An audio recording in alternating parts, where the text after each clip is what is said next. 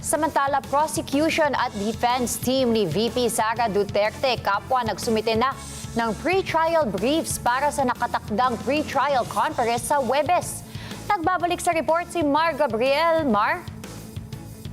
Natanggap na kahapon ng Senate Secretariat ang pre-trial briefs mula sa prosecution panel at sa legal team ni Vice President Sara Duterte. Ayon kay Senate Secretary Renato Ray Bantug, kasama sa pre-trial stage ang stipulation of facts, simplification of issues at marking of evidence. Dito nakatakdang i-formalize ang mga kondisyon at iba pang requirements at matukoy ang usapin na maaaring resolbahin ng korte sa simpleng paraan.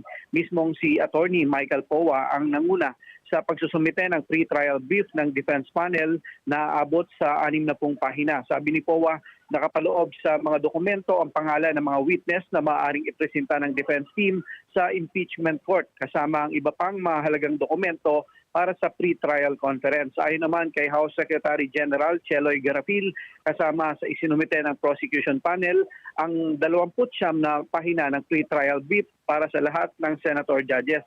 Kasama rin nilang isinumite ang formal entry of appearance para sa mga abogado ng prosecution panel. Sa Huwebes, nakatakdang magharap sa pre-trial conference ang prosecution at defense team bago ang formal na paglilitis sa July 6. Para sa Mata ng Agila, Mar Gabriel, matatag, matapang, matapat.